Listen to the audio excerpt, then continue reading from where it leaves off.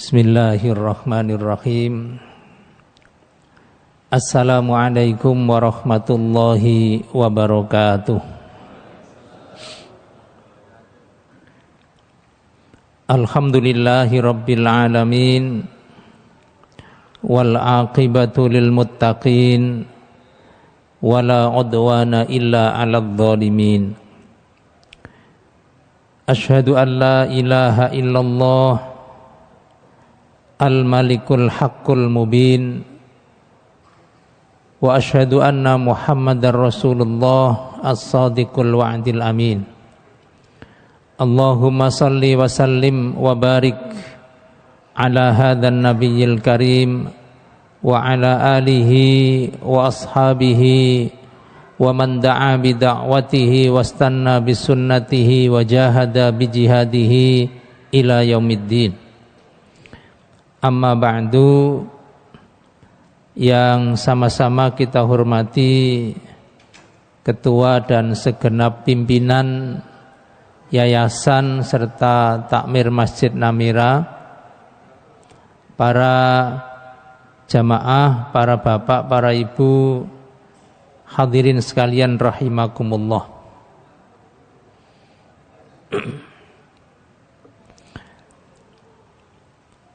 Alhamdulillah, pada malam ini Allah Subhanahu wa ta'ala masih berkenan mengumpulkan kita di masjid yang kita cintai ini, walaupun di luar sana suasananya sangat mendukung untuk tidak keluar rumah.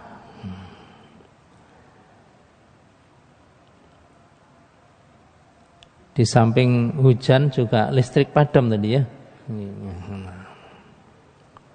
Saya tadi perjalanan dari mulai jembatan Karangwinangun sampai Nglagah sampai deket ya masih padam.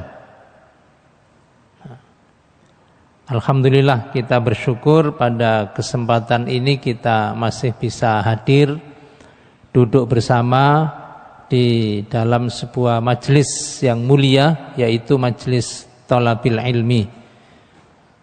Dan majelis Thalabul Ilmi ini sebagaimana disampaikan oleh Rasulullah sallallahu alaihi wasallam adalah majelis yang dinaungi oleh para malaikat, dihadiri oleh para malaikat, diberi oleh Allah rahmat, bahkan didoakan oleh seluruh malaikat.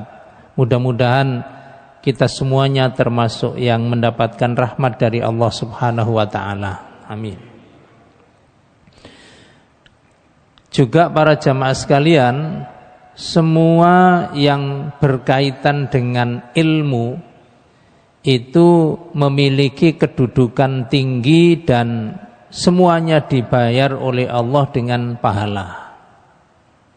Semua yang terkait dengan ilmu, mulai keluar dari rumah menuju tempat thalabul ilmi, Rasulullah sudah mengatakan, man kharaja fi thalabil ilmi fahuwa fi sabilillah hatta yarji'ah. Barang siapa yang keluar dari rumahnya untuk hadir menuntut ilmu di sebuah masjid, itu tujuannya, maka perjalanannya dicatat sebagai perjalanan fisabilillah, di jalan Allah, hatta yarji'a, sampai kembali ke rumahnya lagi ya, itu perjalanan. Thalabul ilmi juga terkait dengan termasuk orang yang diangkat oleh Allah derajatnya, baik di dunia maupun di akhirat. Allah berfirman, yarfa'illahu alladhina amanu minkum walladhina utul ilma darajat. Allah mengangkat derajatnya orang-orang yang beriman dan orang-orang yang berilmu, baik di dunia maupun di akhirat, derajatnya ditinggikan dibanding dengan orang lain. Jadi derajatnya orang berilmu dengan orang selain berilmu itu beda. dunia maupun akhirat. Derajat di dunia artinya Allah muliakan di dunia, derajat di akhirat artinya Allah tinggikan derajatnya nanti di surga. Terkait dengan ilmu juga Allah menyebut para ulama itu adalah orang-orang yang takut kepada Allah. Innama yakhsyallaha min ibadihil ulama. Sesungguhnya yang takut kepada Allah adalah hamba-hamba Allah yang ulama, yang berilmu. Semua yang terkait dengan ilmu itu ada catatannya dan ada jelas balasannya di sisi Allah. Nabi juga mengatakan, man salaka tariqan yaltamisu fihi ilman sahalallahu bihi lahu tariqan ilal jannah. Siapa yang menempuh satu perjalanan, pergi kemana, pergi ke masjid, pergi ke sekolah, pergi ke pondok, yang tujuannya itu yaltamisu fihi ilman, mencari ilmu, bukan mencari harta, bukan mencari kedudukan, bukan mencari kehormatan. Orang yang seperti itu Allah mudahkan jalannya masuk surga. Jadi ilmu itu meninggikan derajat, ilmu itu mendatangkan rahmat, ilmu itu juga mempermudah orang masuk surga.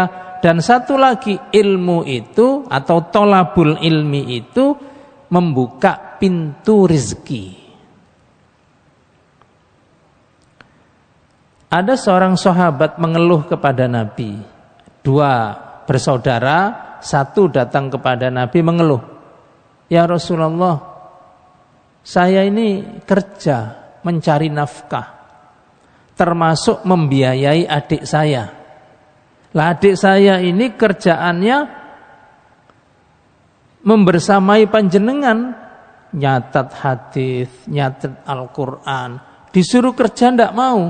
Lah saya ini yang nanggung biayanya dia, berat. Apa kata Nabi kepada sahabat ini, kepada kakaknya ini? Singkat beliau mengatakan, la'allaka turzaku bihi. Bisa jadi kamu dikasih oleh Allah rezeki itu sebab kamu ngerawati adikmu yang sekolah itu. Rezekimu dilancarkan oleh Allah, daganganmu dibikin laris oleh Allah sehingga jalan rezekinya terbuka, itu karena memang kamu merawat saudaramu yang sedang mencari ilmu. Artinya dengan merawat saudara yang sedang mencari ilmu itulah maka rezekimu dibuka oleh Allah, dimudahkan oleh Allah. Yang seandainya kamu tidak merawat, tidak membiayai adikmu yang sekolah, rezekimu segitu-gitu aja, tidak banyak.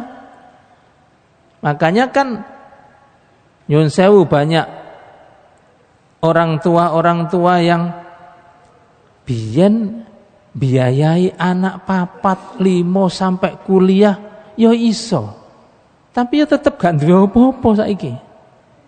Artinya rezekinya itu memang dibuka oleh Allah untuk anak-anaknya yang sedang mencari ilmu. Setelah mereka selesai mencari ilmu, ya sudah cukup, segitu itu jatahmu. Guru-guru SD yang sekarang sudah pensiun, nyun sewu kalau ada, itu karena anaknya akeh. 4, 5, iso nyekolahno kabeh, lulus kabeh. Padahal ya dulu sepeda ontel atau sepeda Yamaha apa itu? 70 abang itu yang kadang 1 kilo macet, 2 kilo mogok itu. Segitu-gitunya, tapi anaknya sekolah semua. Paling utang koperasi ngono ya. KUD koperasi itu. Tapi sukses semua. Kok bisa? Secara logika dari mana membiayai sekolah anak segitu banyak biayanya? Tidak bisa dilogikakan. Tapi Allah buka itu rezekinya, sudah dicukupkan, setelah itu selesai. Saiki gak nanggung sopo-sopo, ya gak duwe apa-apa. Ngoten nggih? Loh kok podo kabeh berarti ya. Memang begitu Allah bagi rezeki sesuai dengan yang kita butuhkan. Sudah ndak butuh ya sudah. Itu. Nah, jadi semua yang terkait dengan ilmu, menuntut ilmu, itu semuanya mendatangkan kebaikan. Alhamdulillah kita malam ini hadir di majelis ilmu ya. Baik, kita akan lanjutkan kajian kita, tadabbur kita surat Ali Imran dan sekarang sampai pada ayat yang ke-28. A'udzu billahi minasyaitonir rajim. La yattakhidhil mu'minunal kafirina awliya'a min dunil mu'minin. Wa may yaf'al dzalika falaysa minallahi fi syai'in illa an tattaqu minhum tuqah wa yuhadzirukumullahu nafsah wa ilallahil masir. La yattakhidhil mu'minun. Orang-orang mukmin itu tidak boleh menjadikan al-kafirin, orang-orang kafir, aulia. Sebagai aulia itu jamak dari wali. Nanti ada penjelasannya aulia di sini artinya apa. Janganlah orang-orang mukmin itu menjadikan orang-orang kafir sebagai wali. Nanti wali itu bisa teman dekat, bisa sahabat karib, bisa penolong, bisa pemimpin. Min dunil mu'minin, dengan mengabaikan teman-teman atau orang-orang yang mukmin. Mengutamakan orang non-muslim daripada yang muslim.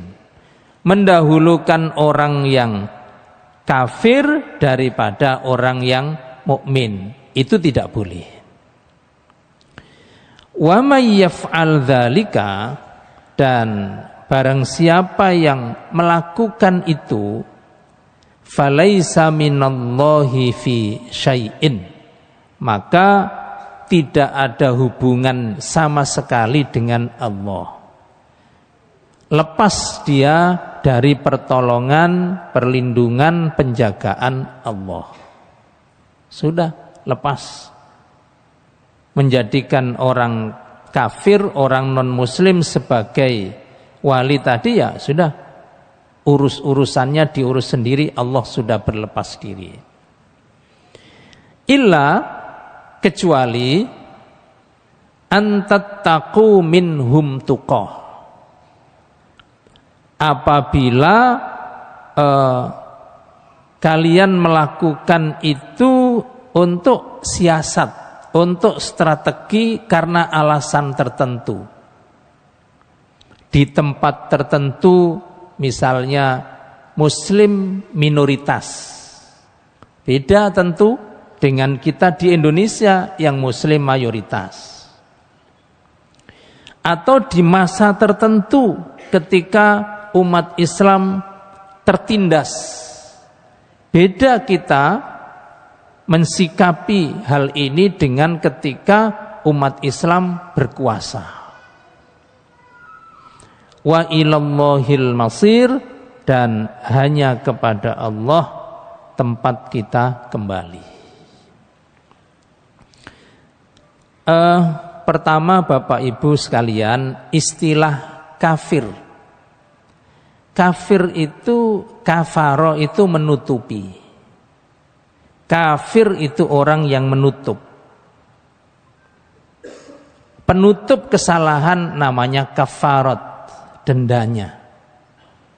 Sehingga orang itu kita sebut kafir karena dia menutupi fitrahnya. Karena sesungguhnya manusia itu dilahirkan dalam keadaan fitrah, dan fitrahnya itu beriman kepada Allah. Nah, orang kafir ini menutupi fitrahnya. maka dia disebut kafir. Jadi semua orang yang tidak beragama Islam itu menurut bahasa kita orang Islam itu istilahnya kafir. Jadi kata kafir itu bukan mengklaim mereka itu jahat, mereka itu jelek dalam artian mereka tidak. Tapi kafir itu adalah orang yang beragama non-Islam. Mau Yahudi, Nasrani, baik itu Katolik maupun Protestan, Hindu, Buddha maupun Konghucu, itu namanya kafir dalam pengertian kita. Nah, orang Kristen, orang Yahudi, orang selain Islam, jangan marah dengan kita menyebut mereka kafir. Karena memang dalam bahasa agama kita, yang tidak beragama kita artinya kafir. Jangan marah, sebagaimana kita orang Islam, orang Kristen menyebut kita apa? Domba-domba tersesat. Sakjane iku luwih menjengkelkan iku. Kita dianggap wedhus, kesasar pisan. Nah, itu sesungguhnya lebih, ya wallahu a'lam, bagi kita lebih menyakitkan. Kalau kita menyebut orang mereka kafir itu istilah. Yang tidak muslim itu kafir apapun agamanya. Kita tidak menghina, tidak mengejek, tidak, wong mereka bukan saudara kita kok, biasa aja. Tapi mereka menyebut kita lebih menyakitkan di telinga. Domba-domba tersesat. Kita juga tidak marah gitu, tidak usah marah. Tidak apa-apa dianggap pedus, dianggap tidak apa-apa. Itu istilah agama. Jadi setiap agama punya istilah sendiri-sendiri. Tidak bisa dinilai baik dan buruk oleh agama lain. Gitu saja. Nah, itu. Nah, di ayat ini apa sih maksudnya? Jadi, la tattakhidul kafirina auliya atau la yattakhidil mu'minina, itu ini ya. Yanha ta'ala, Allah melarang ibadahul mu'minin, hamba-hambanya yang beriman, anittikhadil kafirin, dari menjadikan orang kafir aulia. Nah, min dunil mu'minin. Aulia di sini teman dekat, yang dijelaskan yakni musahabatahum, teman dekat, wa musadaqatahum, teman berbagi kejujuran, wa munasahatahum, dimintai nasihat, wa israrul mawaddati ilaihim, teman untuk curhat, wa ifsya'i ahwalil mu'mininal batina ilaihim, termasuk tidak boleh membuka rahasia kaum muslimin justru disampaikan kepada mereka, tidak boleh. Dalam kisah Sirah Nabawi ada kasus namanya kasus Hatib bin Abi Balta'ah radhiyallahu an. Ketika Nabi mau datang ke Mekah sebelum peristiwa penaklukan kota Mekah, Nabi merahasiakan ini bagi kaum muslimin di Madinah saja. Tapi ada Hatib bin Abi Balta'ah ini kirim surat ke Mekah, karena di Mekah masih banyak keluarganya, saudaranya. Khawatir, katakanlah dalam bahasa kita, saudaraku, ini Rasulullah dan kami kaum muslimin mau menyerang Mekah. Nanti kamu sembunyi ke sana, nanti kamu minta perlindungan ke sana, nanti bagaimana? Nah, ini kan membocorkan rahasia. Surat itu ditulis kalau kita di secarik kertas, kemudian dititipkan seorang wanita yang sedang melakukan perjalanan dari Madinah ke Mekah. Dititipkan. ketika wanita ini membawa surat rahasia ini dalam perjalanan, Allah Subhanahu wa ta'ala sampaikan berita itu kepada Nabi kita, bahwa ada surat yang dibawa oleh seorang wanita, sekarang posisinya di sini. Yang mengirim Hatib. Kan tidak mungkin informasi dari Allah itu hoax, kan tidak mungkin. Pasti itu. Nabi kirim Ali bin Abi Thalib dan beberapa sahabat, informasi itu dikasihkan, dikejar sama Ali. Ketemu di tempat yang Nabi tunjukkan, ketemu seorang wanita dengan beberapa orang yang disebutkan ciri-cirinya oleh Nabi. Diinterogasi, benar. Kamu bawa surat yang dikirimkan oleh Hatib? Enggak. Wanita ini berbohong. Ali gampang. Allah mengatakan iya, Nabi mengatakan iya, kok wanita ini mengatakan tidak? Yang jelas yang salah siapa? Ya wanita itu. Ali tidak terlalu lama. Serahkan surat itu atau saya telanjangi di sini. Apakah Ali mungkin akan menelanjangi? Tidak mungkin. Tapi gertakan itu semua orang wanita Arab takut. Karena sejahiliyah-jahiliyahnya orang Arab tidak mungkin telanjang, tidak mau. Jadi itu gertakan pamungkas. Akhirnya ya dikasihkan. Mungkin nek saiki ngono, ayo endi surate tak telanjangi, milih. Beda situasi, beda kondisi. Itu tidak boleh ya. La taj'alu khosatakum wa bitonatakum minhum. Jangan menjadikan orang kafir sebagai teman dekat dan seterusnya. Ada satu kisah begini, Bapak Ibu sekalian. Contoh konkret. Saya baca Arabnya ya. Ruya, ada satu riwayat. Anna Umar, Khalifah Umar ini, amara Aba Musa al-Ash'ari. Beliau menyuruh Abu Musa al-Ash'ari, gubernurnya Umar, khalifahnya Umar, gubernurnya Abu Musa al-Ash'ari. Perintahnya ayyarfa'a ilaihi, agar gubernur ini melaporkan kepada khalifah ma akhadha wa ma a'ta fi adimin wahid, apa yang sudah dipungut dan apa yang sudah didistribusikan kepada masyarakat, suruh laporan. Ini khalifah sedang minta laporan keuangan. Keuangan negara ini dapat berapa, dikeluarkan berapa. Fi adimin wahid, dalam satu lembar. Kalau kita dalam satu kertas. Ini manajemen laporan keuangan. Umar minta laporan keuangan itu ojo bertele-tele. Wis sak lembar kertas, pemasukan piro, pengeluaran piro, saldone piro. Wis ngono ae. Wa kana lahu katibun Nasrani. Nah, Abu Musa al-Ash'ari ini punya sekretaris yang bagian nyatet anggaran tadi itu Nasrani.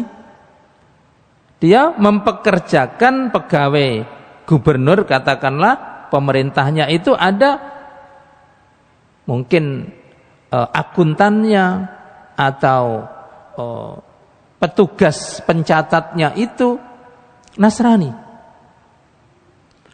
Farafa'a ilaihi dzalik, terus dilaporkan, petugas pencatat kami wahai khalifah itu Kristen. Fa'ajaba Umar radhiyallahu anhu.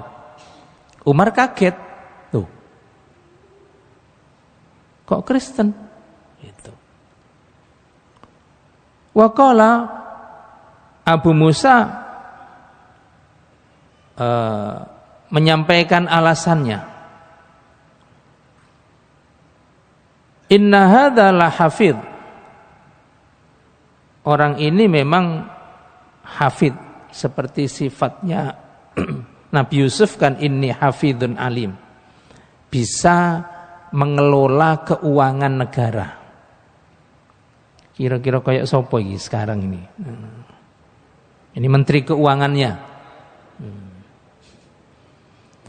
Posing wedok wingi apa sing lanang saiki kan. Hal anta qari'un lana kitaban fil masjid ja'a minasyam. Apa antum bisa laporan nanti ketemu di masjid, laporkan keuangannya yang terkait dengan pemasukan pengeluaran dari Syam. Nah, innahu la yastati'u an yadkhulal masjid. Identitas Nasraninya semula belum diceritakan kepada Umar, sehingga ketika Umar belum tahu, Abu Musa jawab begini, innahu la yastati'u an yadkhulal masjid. Kan pesannya khalifah tadi, nanti kamu ketemu saya di masjid untuk melaporkan keuangan Syam. Nah, bersama sekretarisnya tadi. Jawaban Abu Musa, innahu la yastati'u an yadkhulal masjid. Sayang khalifah, dia tidak bisa masuk masjid. Umar lebih penasaran lagi, ajunubun huwa, apa dia junub? Kok tidak bisa masuk masjid, kenapa? Dia kan laki-laki. Kalau junub kan tidak bisa masuk masjid. La bal nasrani. Ndak. Bukan junub, sayangnya dia tidak bisa masuk masjid itu karena Nasrani, non muslim. Nah, apa sikap Umar? Fantaharoni wa dhoroba fakhidi. Dia membentak saya dan menepuk paha saya. Akhrijuhu, arek iku kongon metu. Nah, maksudnya apa ini? Akhrijuhu, keluarkan dia. Kongon mecat apa kon metu teko masjid ini? Nah, di situ ahli ulama fikih beda pendapat. Nah, setelah itu, setelah mengatakan suruh keluar dia, Umar membacakan ayat ini. Ya ayyuhalladzina amanu, hei orang-orang beriman, ini yang di surat An-Nisa. La tattakhidul yahuda wan nasara auliya. Jangan kau jadikan orang Nasrani sebagai aulia tadi. Ba'duhum auliya'u ba'din. Sebagian mereka itu juga wali, sebagian mereka itu juga teman dekat bagi yang lain. Wa may yatawallahum minkum fa innahu minhum. Dan barang siapa yang mengangkat mereka menjadi wali, berarti termasuk golongan mereka. Innallaha la yahdil qaumadz dzalimin. Sesungguhnya Allah tidak memberi hidayah kepada orang yang zalim. Bapak Ibu sekalian, ayat-ayat semacam ini ada di Al-Maidah 51, An-Nisa 51, Ali Imran 28. Terutama Al-Maidah 51 kan pernah melahirkan satu peristiwa besar di negeri ini. Apa itu? Masih ingat nggih? Iya. 212 itu. Artinya ayat-ayat semacam ini di Indonesia itu masih sensitif. Jadi harus hati-hati. Prinsip tetap dipegang teguh, tapi toleransi tetap harus dijaga. Satu kekayaan yang patut kita syukuri di Indonesia ini adalah bahwa semua orang mengagumi, semua orang akan meniru bagaimana negara dengan seragam ini bisa utuh. Itu tidak ada di belahan bumi manapun. Saya mungkin pernah bercerita ya, kenalan dengan salah satu kenalan di Masjidil Haram, orang Arab. Dialog kita, Anda dari mana? Saya dari Indonesia. Dia tidak kenal terlalu banyak dengan Indonesia, jadi minta arif lana baladak. Coba sih terangkan kepada saya negara sampean itu gimana. Saya sampaikan seperti yang ada di buku. Indonesia itu negara yang terdiri dari 17.000 sekian pulau. Ada 500 suku. Ada 300 sekian bahasa. Ada 6 agama resmi yang diakui negara. Ada juga yang tidak diakui tapi ada di sini. Yahudi juga ada di sini. Terus macam-macam, budayanya beda-beda, ini beda-beda. Apa komentar mereka? Kok tidak pecah? Maksudnya kok tidak perang? Wong kami ini satu bangsa, satu bahasa, satu agama, itu pecah menjadi 23 negara kok. Arab itu kan satu agama, satu bangsa, satu bahasa. Itu 23 negara. Cuili seperti Bahrain negara, cuili Emirat negara. Kan penduduknya cuma ratusan ribu. Jadi dalam benak mereka, wong sama anaknya, sama kulitnya, sama agamanya saja bermusuhan, kok Indonesia tidak? Itu sebuah kekayaan. Itu sebuah kekayaan. Terus ditanya, faham agamanya apa? Ahlus sunnah. Kok bisa? Bisa. Ya ono Syiah tapi titik-titik. Bandung ono titik, Bangil saidi. Di mana lagi? Bogor saidi ada. Itu kekayaan yang harus dijaga itu. Sudan yang sekarang sedang ada musibah. Saya 2009 ke Sudan, hampir 1 bulan Ramadan di Sudan. Sudan itu negara yang aman, tenang, tertib, ibadahnya khusyuk.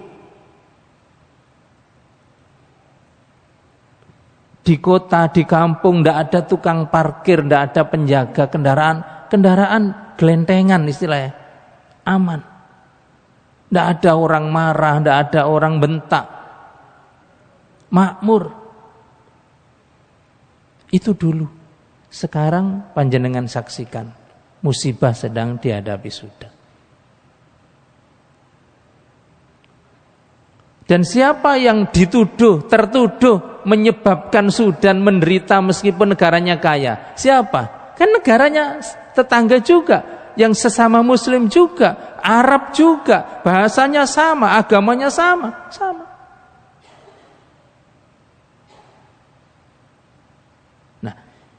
Ini yang harus kita jaga.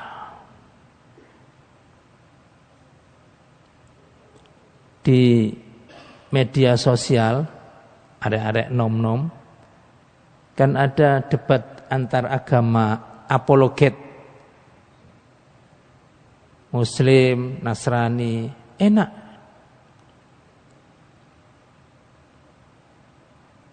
Ada lagi yang video TikTok, ada yang mengikuti Cak Ukil arek Jombang itu enggak? Itu kan acara-acara sering guyon dengan yang Kristen itu kan? Itu. Kokoh siapa itu? Melu ngikuti juga kayaknya. Sing Kristen melu tahlilan, mergo kepingin berkat gitu. Kan enak gitu. Kita beragama seperti itu enak. Asal tidak mencampur ya. Kalau sudah urusan agama ya lakum dinukum waliyadin, itu beda. Tapi hubungan sosial harus dijaga. Itu kekayaan yang luar biasa. Nah, illa antattaku minhum tuqah, kecuali ya, di tempat tertentu, di zaman tertentu yang kita harus melahirkan baik secara lisan kepada orang non-muslim, tapi hati kita membenci. Maksudnya apa? Ada sebuah negara di mana muslim minoritas, muslim tertindas. Tidak bisa kemudian mengatakan ayat ini secara terang-terangan, saya tidak boleh berkawan dengan kamu karena kamu kafir. Ya selesai sudah. Ada situasi dan kondisi tertentu. Illa antattaku minhum tuqah. Tetap berprinsip dia Kristen, saya tidak suka, meskipun secara lisan saya berbaik-baik, berbahasa basi baik, boleh.